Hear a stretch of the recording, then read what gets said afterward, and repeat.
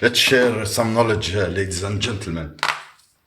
Okay, breaking the spell. That what it is really.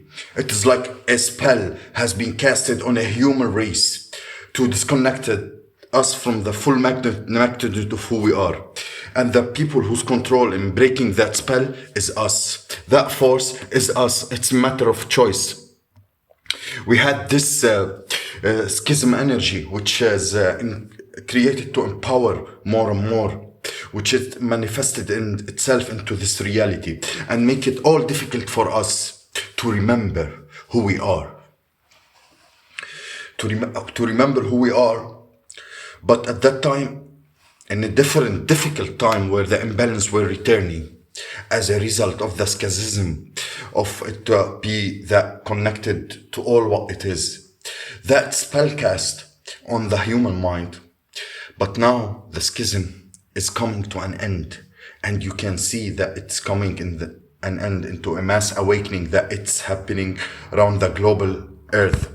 When people started to look at things not like they used to look up before. It's becoming, it feels right to me because it's becoming more conscious and aware for enormity of existence and not the little mean perception. What can I do? A box that people has been living in, to encourage to be living in. The biggest box is fear.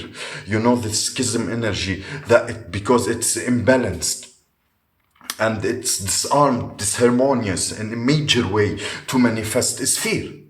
This is the biggest box when you become more conscious, and one of the great ways of to do it, it's because you know you're sitting bloody across a leg of mountain and saying that this is gone my own journey or not my own journey, and absolutely being parallel or not parallel. It's fundamentally connected to the other through the processes of this world. So you find as if you can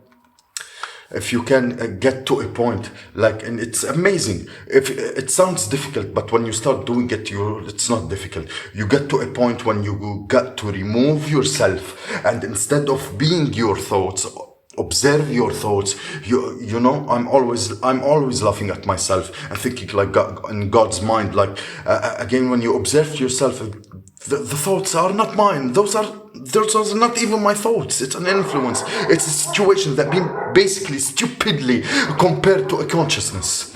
When you start observe your thoughts and you observe your emotions, and you come from a very fundamental process which says hold in a second and absorb for a while. Take a breath, step for a second and absorb from another consciousness. And like this time it is aligned during the day, like it's intellectual.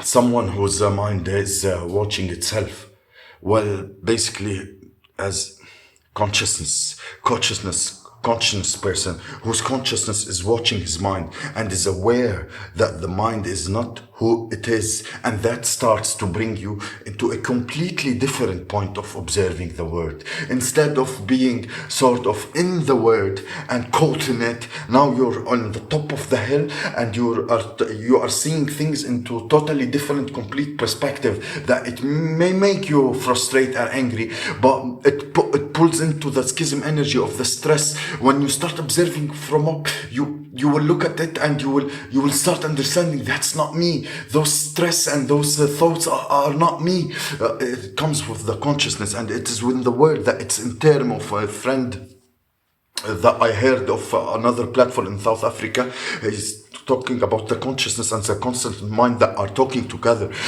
working together, and it's a fractured schism. That's true.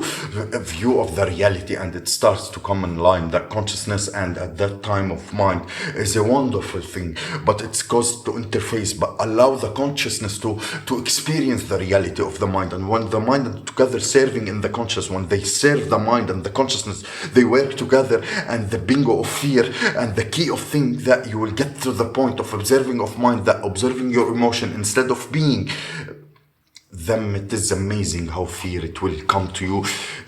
Instead you're experiencing that thought, bad thought, or experiencing that fear or anxiety. When you reach that point of realization of observing all these form of point of attentions, in which had always been infinite consciousness, eternal consciousness, which who we are, That's who we are. When you look at it from that hill, at that way, you will start finding your insecurity. Yes, how many it bringing mass to the world that it is not really who we are. Even those low insecurities, that's not who we are. It's or what we should be instead of putting ourselves in the world, put this mass and word and think, and it's acceptable in the word consciousness does not insecurity and certainly does not do putting masks on, but to remove that mask or put that mask to fulfill other people's perception of what you should be. So remove that mask and forget about these people, and you will see the insecurities and those that potential that not needed. It's not yours. People will think about that one consciousness, that all that means. Oh yeah, I'm consciousness here on the I'm here consciousness. I mean, go off the course or do no clone or consciousness is not form. I'm talking about is the infinite level, is all possibilities. Therefore, when we celebrate our uniqueness and celebrate our diversity and celebrate the diversity and the uniqueness of each other, we are celebrating the fact that we are infinite consciousness itself, celebrating all possibilities. That's when we get caught in the mind, and when we get clone mind of perception of little me or tradition or bloody clothes or bloody cravat or don't know what. That mind working. So the mind is limited. They say in religion and celebrating no, limited. The brain is limited. The mind is taking over. This earth has become more and more uniform. And as we become more and more conscious, we'll be celebrating diversity. Diversity will start to return in a way that we live our lives. Politics, religions, race, self-identity. The key thing to break the spell is breaking belief system. The key to break the spell is breaking belief system by consciousness.